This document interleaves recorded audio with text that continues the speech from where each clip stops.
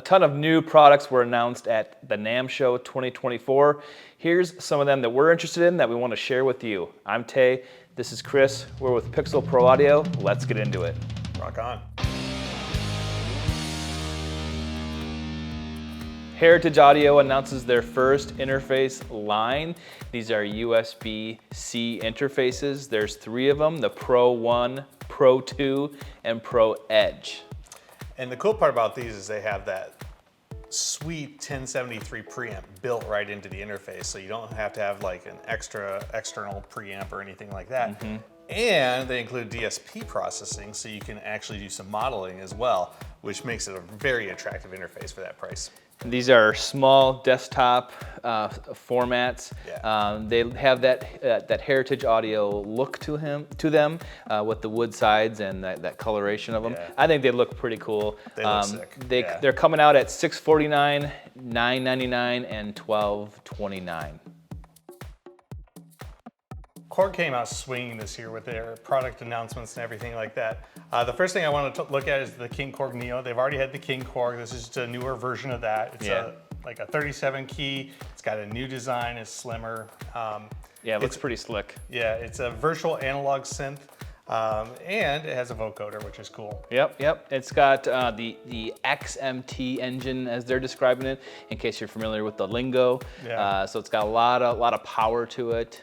Comes with 300 programs, 200 presets, and then 100 user presets that you can save yourself. Sweet. So yeah, it's kind of like a powerhouse. So it's pretty cool. Yeah. Next up, we cannot mention or go through the Korg list without talking about the Micro Korg 2. Yeah. I mean, the Micro Korg has been a staple synth for a lot of years, and them getting a refresh and going with a new, more powerful engine. The design is just incredible. They switched away from having a couple of the knobs and giving a nice big display screen on there, which is awesome. So you can see exactly what you're doing, what your parameters are doing to the sound and everything like that. Yeah, they've got obviously more controls now than the original. There's a volume knob for the vocoder, obviously, which is really nice. And there's some other controls involved with that too. So it just seems like they just thoroughly thought through their design with the Micro Korg and just kind of enhanced it here. Obviously, they took away the wooden sides of the old version or whatever, and then they just kind of modeled it a little bit after the Micro Korg XL Plus or whatever that version was, right? And they moved towards just kind of a modern look to it. It's got three colors to it, right? Yep, they're starting off with their basic gray, which looks really good in my opinion. It's probably one of the better ones. But then they also are, for the launch, they're doing a limited edition metallic black and metallic white as well, which both look cool too. But yeah, I'm a fan of the gray. I really think that this is going to be an amazing synthesizer and can't wait to get my hands on one. Yeah, will it replace the old one? Will it dethrone that one? I don't know. We will see. So leave a comment below if you think that this one will, I guess, outlast or outshine the old original version. Let's move on to my kind of favorite here. I'm excited to see it. Just because I'm a fan of the Chaos pads. Well, Korg came out with an NTS3 Chaos pad kit though this time, right? And you get to self-assemble this thing, right? So it comes with some screws. It comes with all the parts. Than the regular one, right? Because you're doing all the work. I kind of thought that they were going to let you do more of the assembly, but there's actually not too much to this thing, so you can put it together. The Chaos Pad also has the ability to run 4 different effects at the same time. And it has little indicator buttons on that. So this thing is kind of cool. I'm a big fan of the Chaos Pad just because they're fun to play with, and this time when you get it, you can put it together, so kind of claim a little more ownership towards it. You're more involved, but then have fun with it, play around with it. So that thing looks kind of cool. In the DIY, they are also reintroducing the NTS1 Mark II, which is basically just a refresh of what the original NTS1 that came out. Another synthesizer is the OP6 Mark II. Yeah. And man alive, they have increased that thing to 64 voices of polyphony. Yeah. Holy moly. I'm looking forward to hearing that. That's thick. That's thick. Yeah. You know, they use the altered FM synthesis engine, and just what they're going to get out of that thing is just incredibly intense. Well, speaking of the OP6, they've kind of released 3 modules, I guess, like, and you can put them in a rack too. But these things include the OP6, the Wave State, and the Mod Wave. Yep. That's the original OP6, not the Mark II version. Right. But yeah, that's cool. I mean, it seems like a lot of synthesizer companies have forgotten that, you know, people already have keyboards and controllers and stuff like that, and they're just looking to get the module to get that engine. And Korg is finally like saying, hey, we're going back to modules and everything like that, which is pretty sweet. Yeah, you gotta love the options that this gives you. If you, like you said, you already have the keyboards and everything else. So like, yeah, let's just add more tools and more toys, sounds, right? more things to tweak. One thing I want to mention is the KR11. This thing is a little like sound rhythm box that is mobile, and you can take it anywhere that you want to go, and it can play a rhythm. It can play, you know, what you want, and you kind of can play along with acoustic instruments. So you could use it as an accompaniment to whatever you're doing out, or you just want to jam or practice. This is a little powerful box, so yeah, it's kind of cool. All right, we can't go away without mentioning the Grand Stage X new stage piano from Korg. Yep. The Poetry, which is a digital piano. It kind of looks like a regular piano. It does. Some wood grain or some aesthetics to it. Yeah. And then they've got their like amplification system for their PA workstation stuff. Yep. Which is awesome. And man, my hat's off to Korg. They just came out swinging this year and really took it. Audient is announcing the ORIA. It's a 1-rack unit interface and monitor controller. This thing's pretty sweet. Yeah, it's actually designed as an immersive audio monitor controller, which means it's designed to work with Dolby Atmos monitoring and mixing at that. 16 outs, 2 ADAT inputs, can do everything up to 9.1.6 and everything in between. It is a beast of a unit. And the cool part is the cost. I mean, it comes in at $26.25. I know that sounds expensive. But when you look at what else is out there for when you want to do like mixing and monitoring in Dolby, you're looking at either the Apogee Symphony units or an Avid Carbon, which come in way higher than that. So that's cool. It also has the Dante expansion card available to it for another $625, and that offers another 16 inputs on it. So. Oh, awesome. Yeah, so that thing's pretty cool. Yep, definitely worth checking out if you're looking to get into that space. All right, Zoom introduces the new Essential line of their H handy recorders. They now have the H1, H4, H6, and this Essential. It has a new look, but on top of that new look is the 32-bit float. Yeah, they added that to this series. Zoom kind of rebranded, kind of reconfigured their handy series, right? So now you just have the 1, 4, and 6, the 32-bit floating. They've added to these devices the accessibility features for the blind and visually impaired. And with this comes a new look, right? So it's like, I don't know like how to describe it, but maybe more, a little more sleek, not so boxy, a little more angular. Angular, conforming to the hand, that sort of thing. But the H1 is the simple version, obviously. The H4 has up to 4 tracks. The H6 has 6 tracks. And with the USB-C connecting to your computer, you can make it as an interface or even stream with this. But the H6 has the, what, Chris? The new capsule system. Yeah, they call it the 3.0 capsule system. So now, as we're familiar with the old H5, I guess, and the H6, now comes with the detachable microphone capsules. Yeah, and we don't know which capsules they're coming out with yet. We can only assume that they're going to have like a VR one. They're going to have a shotgun microphone one. They're going to have probably the mid-side recording. So we know that those are coming out. Why they redesigned it is because they had to make it compatible with that 32-bit float. And what the 32-bit float allows that to do is it's capturing more information, being 32-bit as opposed to 24-bit, and that enables you to have, like, set your level and forget it. Yep. You know, if it gets louder or softer, it doesn't matter. You can fix it in post. You don't have to fiddle around with gain settings as much. Yep, which is nice for just jumping into a project. If you don't know, or you don't have time, or you forget, it's kind of taken care of for you. So yeah. it's nice. So this whole Essentials series is coming out. The H1 is $99, I think $99.99. Yeah. H4 is $199, and then the H6 is $299. Yeah, so it just goes right up the ladder with $100. Yep, yeah, that's pretty simple there. Yep. A couple new professional headphone sets are being released. The Sennheiser HD 490 Pro, Yep.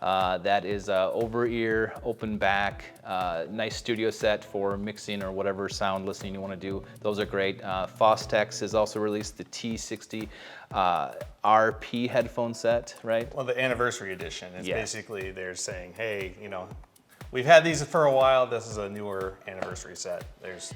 Yeah. If you like the wood headphones, these are for you. Yeah, absolutely. Neumann has announced a couple of wireless capsules, and what makes these unique is that they're actually compatible with a wide variety of systems like the Shure or the Sennheiser system, the KK104U and the KK105U. Really, if you're looking for that sound, that Neumann sound, Yeah. and you already have like a Shure system or something like that, being able to have these new wireless capsules is the way to go. Yeah, it's pretty cool. I'm kind of glad they did that. I mean, yes, they're a higher end, consumer level here, but now you could, if you had lower, tier or whatever, now you have the option to get that nice sound and keep your equipment. Yeah. Art has released a bunch of new products. Some are focused on Bluetooth connectivity, and some are kind of studio outboard gear with their Solo Studio, the Solo MPA, and the Solo VLA. Yeah, you might be familiar with Art's Pro VLA, the Pro MPA, or their digital MPA they've had in the past, or their studio channel before. And this is basically a 1U, one channel version of those. Yeah. So the Solo Studio, the Solo VLA, and the Solo MPA. The Solo VLA is a compressor limiter. The Solo MPA is a microphone preamp, dedicated mic pre, and then the Solo Studio is like a channel strip. Yeah. So really, really cool products from Art. I'm excited about that. Yeah, me too.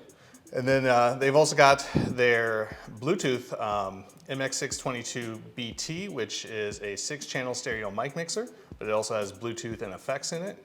And then they have their BT1, which is a Bluetooth direct box.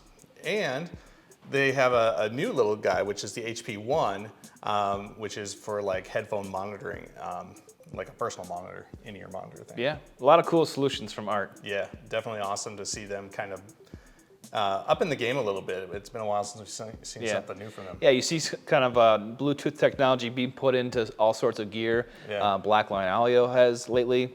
Yep. But now Art's like, yeah, let's get in on that. Awesome.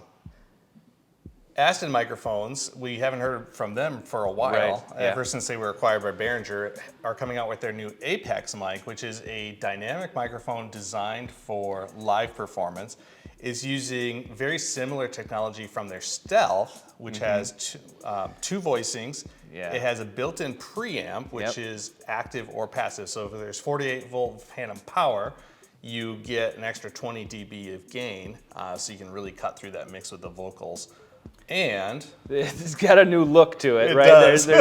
There's 3 different colors, I guess, variations. But when you see this thing, you're gonna know what okay, that's different, right? And Yeah. it's got it's a handheld form factor, so you have it can fit in your hand nicely. Then it has the microphone bulb on top. But it's very different. It doesn't really have a grill necessarily. It's got more like areas where the sound can go into it. yeah, exactly. So check it out. It's very unique. Either you're gonna love it or you're gonna hate it, but at least they're trying something different, which I kind of like in the end. But the look might not be for you, but I think it's kind of cool. It's kind of when the Heil came out with those classic looking ones. Oh, that the they fin? use. Yeah, the fin. They use those in the Hunger Games and stuff. It's like, oh, that's futuristic. Well, this is kind of futuristic too. So definitely check them out. Yep.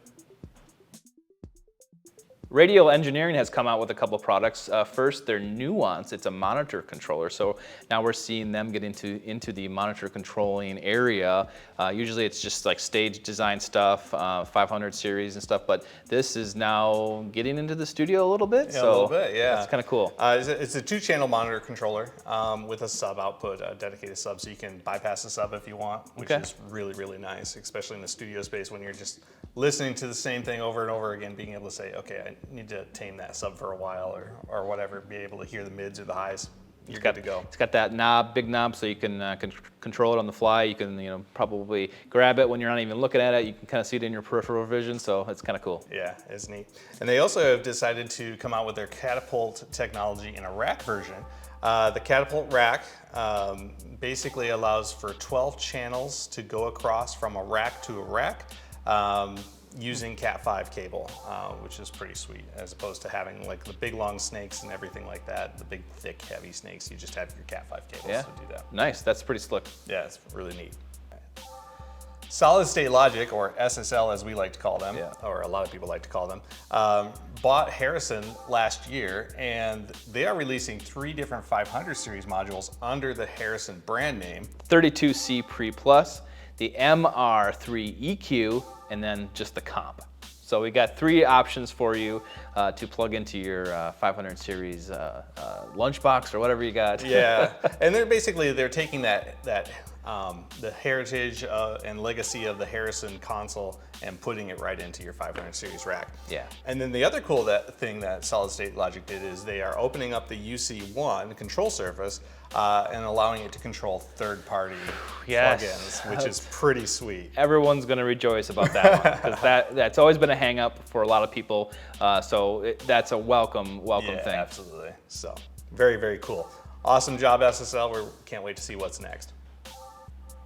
Auralex has come out with something kind of intuitive and pretty amazing. It's little square blocks that are acoustic foam that can go behind you, but they are green screen. So you kind of assemble however many you need to cover your area behind your camera. Absolutely. And instantly you have a green screen, but now also with audio control. Right there, bam. So it's awesome. It's really cool to see. And any content creator or game streamer or anybody's gonna want that for sure. If you're in a concrete room and you need a green screen, now this is the perfect solution for you, or anywhere really. I mean, yeah, absolutely. But way to go, Auralex. That's awesome. Yeah. And last but not least is definitely we got to talk about the Yamaha Seqtrak. Yeah, this is really cool. This is a music production system, and it's desktop. It's small footprint, but it has a sequencer, a sampler, a drum machine built into it, and a synth. It has a microphone and a speaker on it, and then to top it all off, you can connect it to a companion app and do kind of everything right there. So this is like an all-in-one solution on the go, wherever you want to do, but it's even rechargeable. Yes. It's like they thought about everything with this whole thing.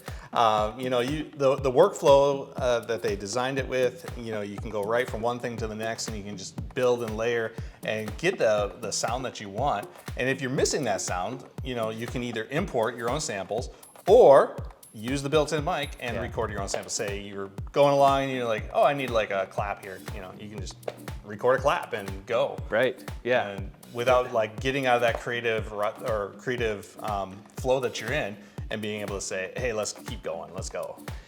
So yeah, props to Yamaha. This is a really cool unit. It's got some different color flavors to it. Yep. But in a sea of production studios, mobile production studios like this one, catches your eye, and it has pretty much everything you ever want. And it stands out, for that. So nice job, Awesome Yamaha. job, Yamaha.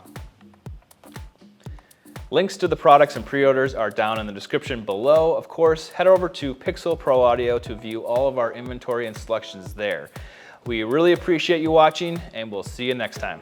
Bye.